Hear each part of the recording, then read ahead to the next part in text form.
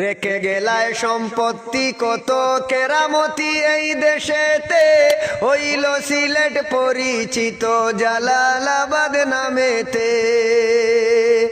আজ তোমার নাম দরিয়া খাইতেছে কতই খাঙ্গাল, আজ তোমার নাম দরিয়া খাইতেছে কতই খাঙ্গাল। তুমি সত্য নাইবে নবী আল্লাহর ওলি শাহজালাল, তুমি সত্য নাইবে নবী আল্লাহর ওলি শাহজালাল।